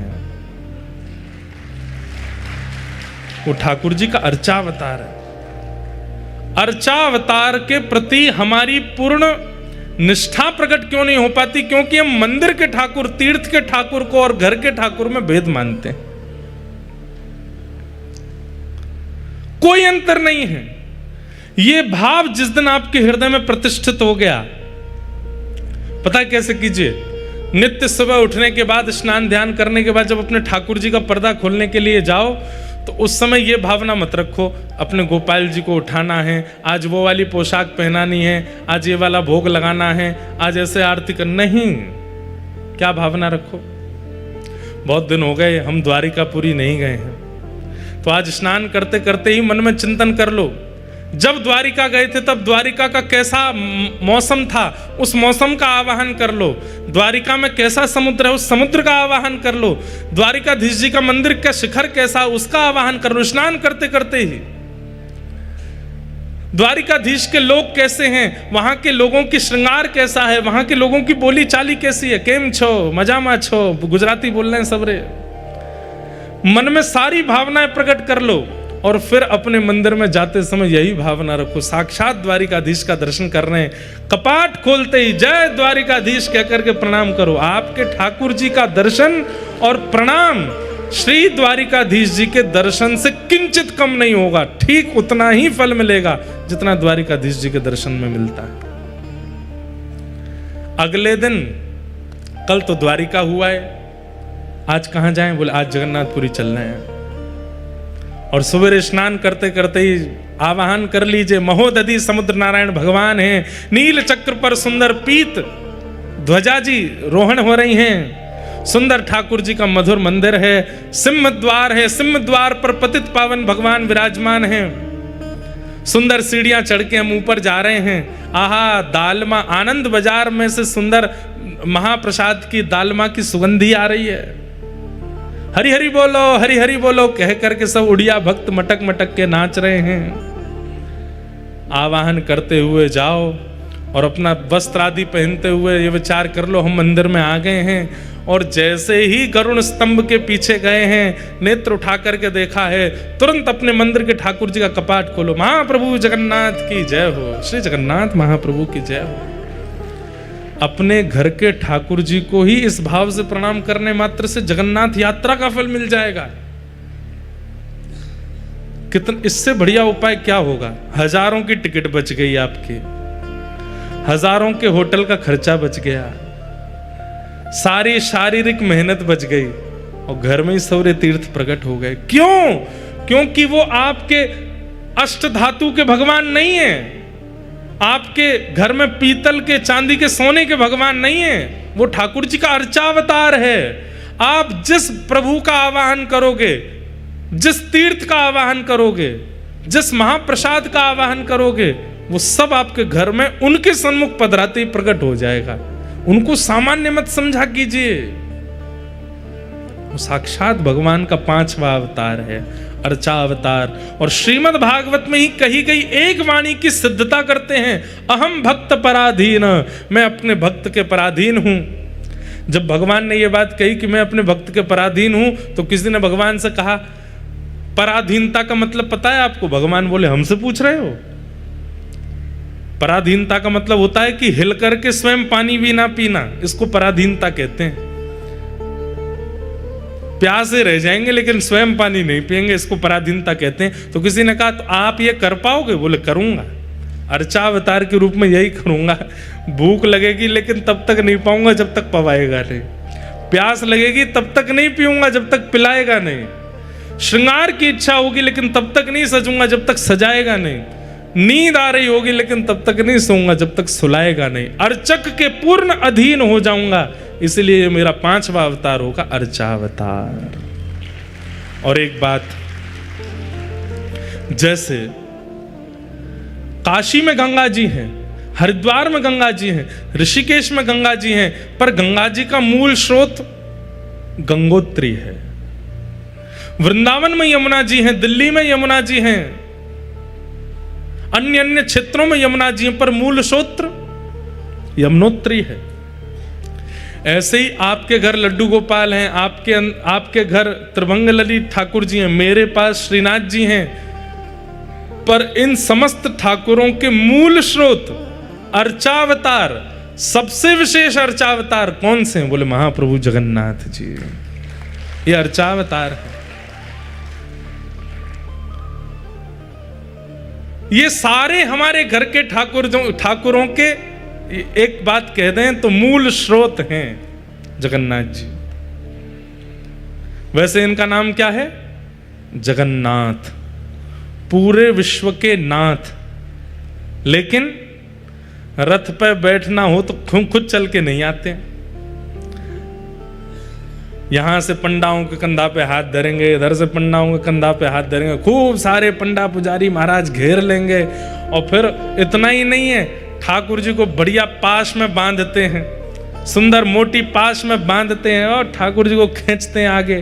ठाकुर जी पीछे लुढ़कते हैं, फिर आगे आते हैं, फिर पीछे लुढ़कते हैं, फिर आगे आते हैं। हमने तो प्रत्यक्ष देखा जब अभी बाहुड़ा यात्रा में आए, बलभद्र जी निकले मंदिर से, इतने सीधे बेचारे बलभद्र जी सीधे रथ में गए, कहीं भी लुढ़के नहीं, किसी को परेशान नहीं किया, प्रेम से उछल के सीधे रथ में पहुंच गए। सुभद्रा जी तो और भी प्यारी हैं, ऐसी गोद में जाती हैं वो तो, सुभद्रा जी तो नीचे ऐसे ऊपर उठा के ले जाते सुभद्रा जी को। सुदर्शन जी महाराज भी बड़े प्रेम से गए, लेकिन जब इनकी बारी आई, उस समय दर्शन कर रहा था, 500 से अधिक वैष्णव ठाकुर जी को खींचते हैं, 1000 होते होंगे। अरे कितने भी भारी क्यों ना हो, खूब प्रेम से उठ जाते हैं। जो अर्चक सब है वो सब बताते हैं, बोले कभी तो इतने हल्के हो जाते हैं कि ऐसा लगता है कि कोई फुआ रुई का उठा लिया हो। और कभी कभी महाराज जी प्रत्यक्ष देखा, कभी इधर वाले इन पर गिर जाएं, गिर ही जाते हैं, बिल्कुल दया नहीं करते, नीचे आगो तो खेल रहे हैं, ऐसे गिर जाएंगे, फिर यूं हो जाएंगे, फिर पीछे की तरफ जाएंगे, फिर आगे की तरफ आएंगे, कभी यूं हो जाएंगे, खूब आनंद करते हुए जाते हैं ठाकुर जी। क्यों? अहम भक्त पराधीन, पराधीन है। एक ने भी अगर ठाकुर जी को उठाने में नेक ढिलाई करी तो वही के ऊपर गिरते हैं, बोले अच्छा ढीला छोड़ रहा, उठा मोकू। क्यों? ये अर्चावतार हैं, अर्चक हैं। हम हमारे अधीन रहते हैं ठाकुर जी। तुम सजाओगे तो सजूंगो, तुम खवाओगे तो खाऊंगा, तुम उठाओगे तो उठूंगा, तुम सुलाओगे तो सोऊंगा। बंधुओं, अपने आप को प्रेमी कहना बंद कर दीजिए। आप क्या प्रेम करते हैं ठाकुर जी से? ठाकुर जी प्रेम करते हैं आपसे। ऐसी पराधीनता हम लोगों में नहीं है ठाकुर जी के प्रति। किसी ने पराधीनता का मन बना लिया कि ठाकुर जी पवाएंगे तो मैं पाऊंगा। हमारे पूज्य श्री मलुकपीठ वाले महाराज जी कथा सुना रहे थे। आचार्य चरण जब अपने बाल अवस्था में थे, श्री रामानंदाचार्य जी महाराज, तो उन्होंने मन में भाव रखा कि भाई ये प्रवचनों में कहते रहते हैं कि ठाकुर जी किसी को भूखा नहीं रहने देते, किसी को प्यासा नहीं रहने देते, ठाकुर जी सबको खिलाते हैं, सबको पिलाते हैं। तो आचार्य चरण वहां बैठ करके सुन रहे थे श्री रामानंदाचार्य जी महाराज, और आपने मन बनाया, बोले कि ऐसे थोड़ी होता है, कर्म करना पड़ेगा, परिश्रम करना पड़ेगा, धन कमाना पड़ेगा, अन्न खरीदना पड़ेगा, तभी पेट भरेगा। ठाकुर जी ऐसे थोड़ी किसी को पवा देते हैं। तो जो प्रवचन कर रहे थे उन्होंने कहा कि नहीं भैया, इस बात में पूर्ण सत्यता है। अगर कोई व्यक्ति ठाकुर जी के अधीन होकर के बैठ जाए कि ठाकुर जी खवाएंगे तो खाऊंगा, ठाकुर जी उसको खिलाएंगे, कुछ ना करे, बस ये सोच ले ठाकुर जी मुझे पवाएंगे। ये कथा सुन तो लीजिए, एक बार करके भी देख लेना। आज कुछ खाना ही नहीं, सोच लो ठाकुर जी पवाएंगे तो पाऊंगा। मैं ना एक से भी कहूंगा कि मुझे अन्न दो, मेरे को महाप्रसाद दो, मेरी पत्तल लगाओ, कुछ नहीं, किसी से नहीं कहूंगा। कोई पूछेगा भी तो भी नहीं हाँ करूंगा। कोई सामने ला करके धर देगा, अपने हाथ से पवा देगा, तो ही मानूंगा कि ठाकुर जी पवा रहे। ऐसी भावना करके एक दिन रह के देखो, ठाकुर जी पवाएंगे, निश्चित पवा देंगे। ऐसी कोई योजना बनेगी, कोई अपने आप ही हाथ दे करके आपके मुख में खवा जाएगा। कल हमारे साथ एक लीला हुई। कल रात्रि में महादीप का दर्शन करने के लिए गए, उसके बाद में महाप्रसाद पा लिया। महाप्रसाद पाने के बाद हम दर्शन करने के लिए गए, तो अब जगन्नाथ जी के सामने वैसे सबसे बढ़िया दर्शन बताएं आपको, जो शास्त्रीय बात है कि महाप्रभु जगन्नाथ जी का दर्शन गरुड़ स्तंभ के पीछे से ही करना चाहिए, पर हमारे साथ दिक्कत ये हो जाती है कि हम जैसे दर्शन करने जाते हैं, लोग हमको अपराधी बना देते हैं, हमारे पांव छू छू के। मंदिर में कोई पांव छू रहा हो, कोई कुछ कर रहा हो, तो इस कारण से बहुत अपराध बोध लगता है कि महाप्रभु जी के सामने लोग हमको प्रणाम करते हैं, तो लगता क्या करें। अब कल काजल वाजल लगा के जाऊंगा मैं बढ़िया कालिया बन के, तो कोई पहचाने ही नहीं, मास्क में भी पहचान जाते हैं, तो दर्शन हो।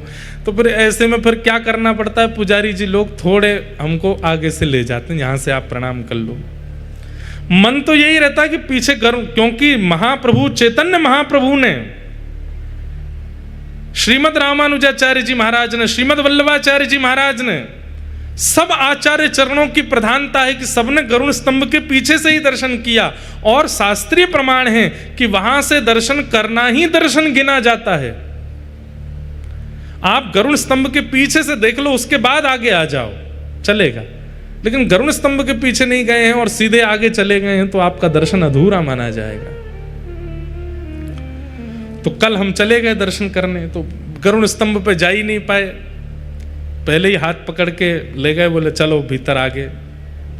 अब आगे ले जा करके महाप्रभु जी के सामने बैठ गए, बलभद्र जी के दर्शन, सुभद्रा जी के दर्शन। लेकिन मन में एक क्षोभ चल रहा था कि गरुड़ स्तंभ के पीछे से दर्शन नहीं हुआ। वहां से देख के फिर भले ही आगे आ जाता, लेकिन एक बार उसके पीछे से देखना था। उसके पीछे कारण है कि गरुड़ जी कौन है, गरुड़ आचार्य हैं, जीवाचार्य हैं।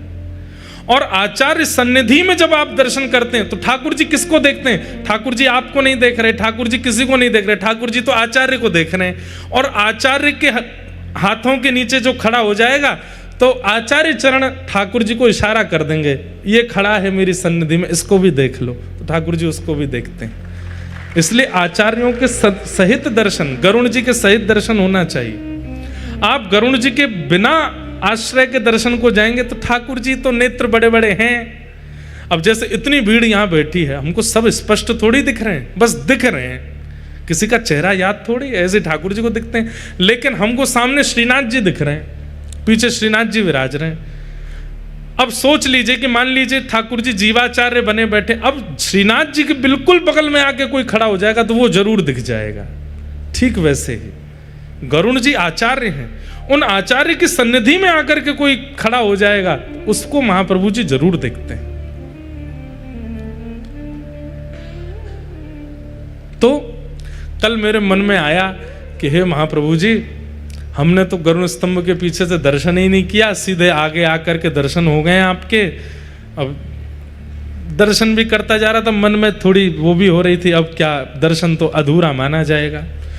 बस इतने में ही मैंने सोचा कि ठाकुर जी कोई ऐसी लीला करो कि ये स्पष्ट हो जाए कि हमारा दर्शन पूर्ण हो गया है, अधूरा नहीं है। इतने में ही एक पुजारी जी आए और आकर के सीधा भात उनके हाथ में होगा, और मेरे को दिखे भी नहीं है, ऊपर से ही हाथ आया सीधे यूं, और सीधे मेरे मुंह में ही महाप्रसाद ऐसे अपने हाथों से ही मुंह खोल करके महाप्रसाद डाल दिया भीतर। 2-4 कण तो नाक में चले गए मेरे उनको मुंह तो दिखा ली, ऊपर से आके सीधे ऐसे मुंह में, अब उनको मुंह तो पता नहीं था, ऐसे डालने लगे। वो तो मैंने मुंह खोल लिया, नहीं तो पूरा महाप्रसाद नाक में ही चला जाता लेकिन वो महाप्रसाद आते ही सिद्धि हो गई इस बात की।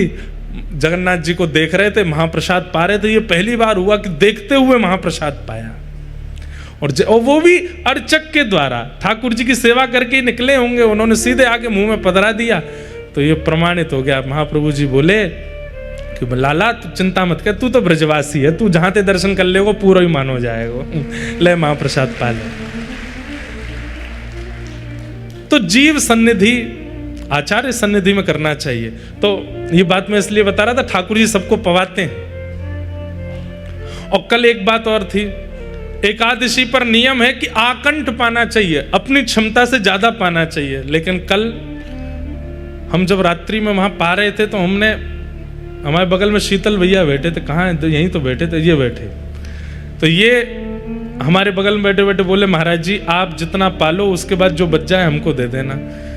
भूख तो मुझे इतनी लगी थी कि मैं पूरा पा जाता, पर इन्होंने ये कह दिया कि जितना बच जाए दे देना, तो इनके लिए जानबूझ के अधूरा छोड़ा हमने मतलब पेट भरा नहीं था, तो आकंठ वाला नियम पूरा नहीं हुआ। तो मंदिर में जाके जब ठाकुर जी के सामने बैठे, भीतर से आके पुजारी जी ने जब पवाया तो आकंठ हो गया, वो नियम भी पूरा हो गया कि एकादशी पर दुगना पाना चाहिए। ठाकुर जी पवाते हैं। तो श्रीमन रामानंदाचार्य जी ने अपनी बाल अवस्था में विचार किया कि बिना कर्म किए ठाकुर जी थोड़ी किसी को पवा देंगे। लेकिन प्रवचनकर्ता आचार्य ने कहा कि नहीं, ठाकुर जी पवाते हैं, पवाते हैं, पवाते हैं। नहीं विश्वास होता तो नियम धारण करके देख लो। तो आचार्य चरण बोले ठीक है, मैं कुछ नहीं करूंगा, एकांत में बीहड़ जंगल में जाके बैठ जाऊंगा और देखता हूं ठाकुर जी पवाते हैं कि नहीं। और आपने एक विशेष बीहड़ जंगल ढूंढा जहां कोई नहीं आए। एक नदी के तट पर विशाल वृक्ष था, रास्ता भी नहीं था वहां पर, और वहां जाकर के पेड़ के ऊपर जाकर के बैठ गए। और प्रवचनकर्ता आचार्य ने कहा था राम राम जपो, राम जी पवाएंगे। राम राम जपने लगे, राम राम राम राम राम राम राम राम, देखूं ठाकुर जी पवाएंगे कि नहीं। 4, 5, 6 घंटे व्यतीत हो गए। इतने में ही कुछ तीर्थ यात्री पता नहीं कैसे वहां आ गए, और वो तीर्थ यात्री अपने साथ भोजन सामग्री लेकर के चल रहे थे, और उसी वृक्ष के नीचे बैठ करके उन्होंने अपनी सारी भोजन सामग्री सामने रखी। तो ऊपर बैठे रामानंदाचार्य जी बोले भोजन सामग्री तो आ गई, पर मैंने तो प्रण लिया है अपने हाथ से उठा के भी नहीं पाऊंगा, ठाकुर जी पवाएंगे तो ही पाऊंगा। ऐसा भी तो हो सकता है कि इन तीर्थयात्रियों को उन्हीं आचार्य चरणों ने भेज दिया होगा, मेरे को ढूंढवा के वहां बैठा है, वो कह के गया है कि राम जी प्रसाद पवाएंगे। हो सकता है कि उन्हीं आचार्यों ने भेज दी हो, लेकिन मैं भी ढीठ हूं, अपने हाथ से पाऊंगा नहीं। जो ठाकुर जी अपने आप मुंह खोल करके पवाएंगे तो ही मानूंगा कि राम राम नाम का प्रभाव है ये। बैठ गए ऊपर। अब यहाँ तीर्थयात्री नीचे बैठ करके प्रसाद बस उन्होंने खोला ही था, आचमन करके पाने लगे। इतने में ही उस क्षेत्र का डाकू आ गया और खूब सारे अपने साथ में डकैतों को, छोटे मोटे चोरों को लेकर के आया और सब ने आकर के धनुष, बाण, तलवार आदि निकाल ली और उन तीर्थयात्रियों से बोला हाथ ऊपर करो और जो भी कुछ है सब हमको समर्पित कर दो। अब जितने झोला थे, जितने सब कुछ थे, सब कुछ उन लोगों को अर्पित कर दिया। बोले भोजन प्रसाद भी सब हमको दे दो। बोले सब आपका है महाराज, ले लो और तुम लोग यहां से भागो। तीर्थयात्रियों को भगा दिया। रामानंदाचार्य जी ऊपर राम राम राम जप रहे हैं, सब देख रहे हैं।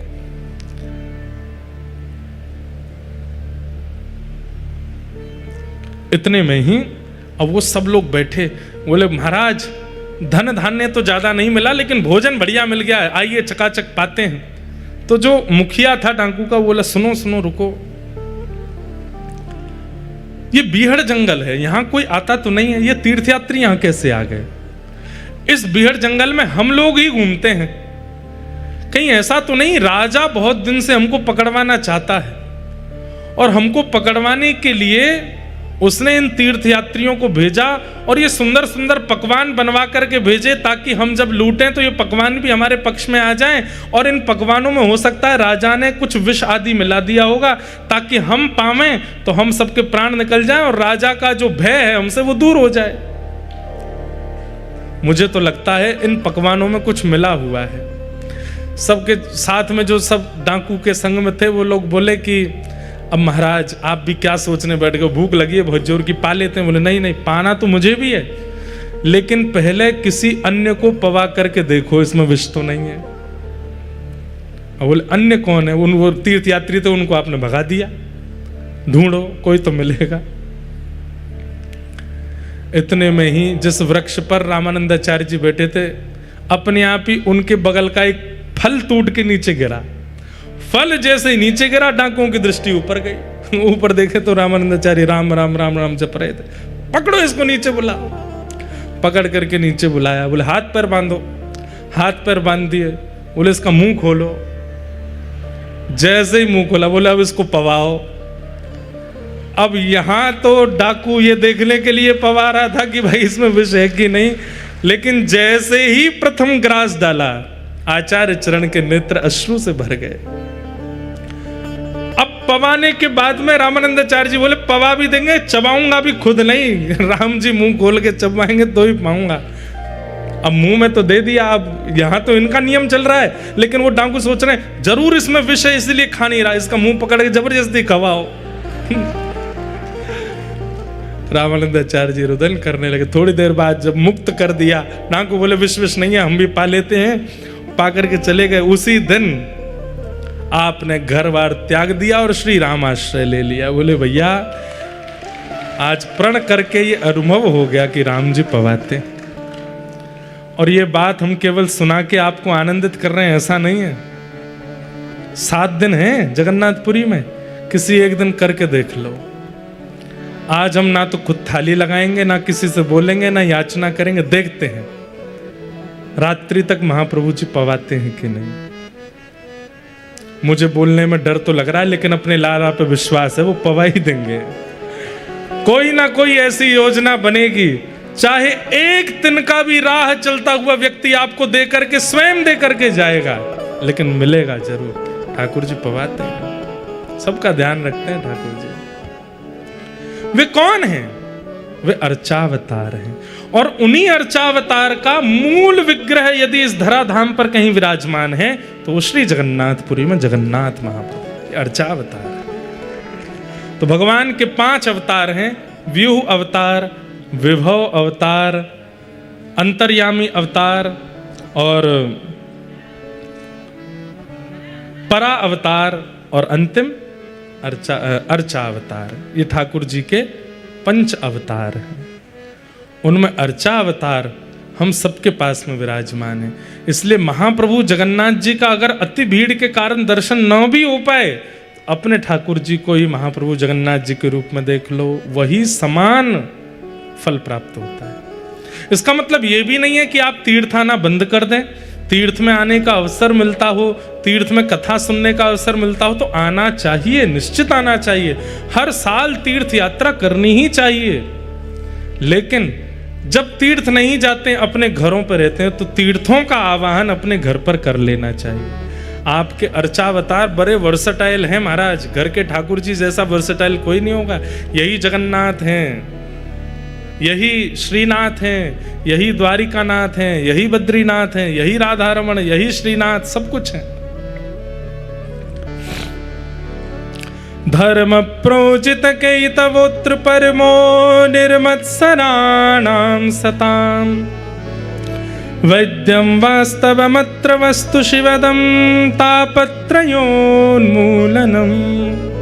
श्रीमद्भागवते महामुनिकृते किं वा परीरीश्वर सद्यो हृद्यवरुध्यते त्रिकृतिभिः शुश्रूषुभिस्तत्क्षणात्। बंधुओं, एक भगवान का छठवां अवतार और है, और वो है ग्रंथावतार श्रीमद् भागवत।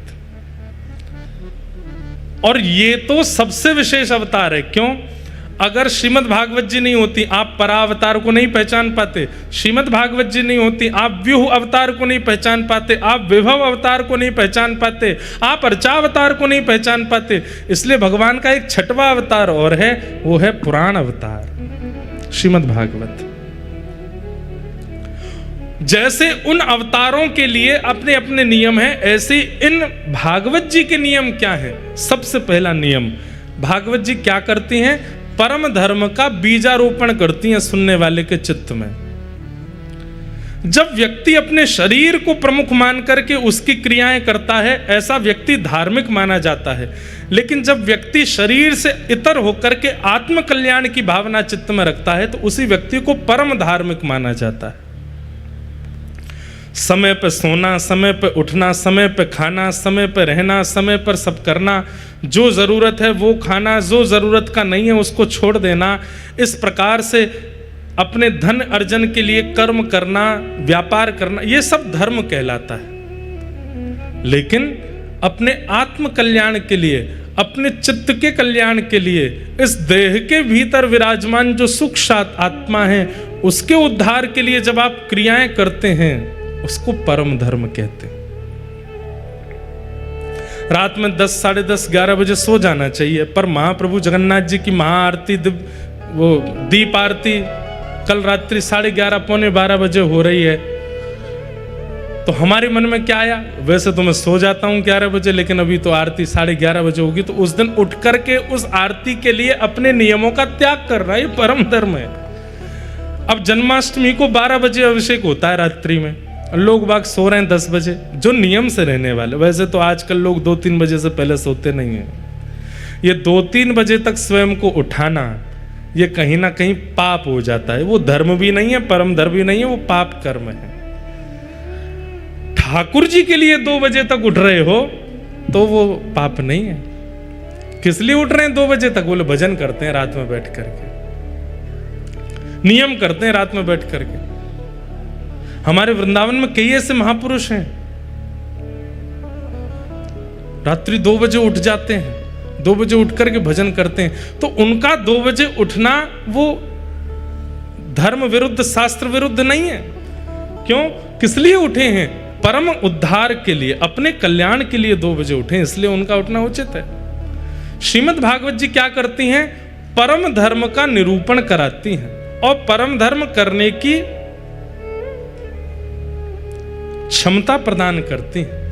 जहां व्यक्ति देह से उतर करके, देह से उठ करके अपने आत्म कल्याण, भीतर वाले उस चित्त के कल्याण की भावनाएं रखने लग जाता है,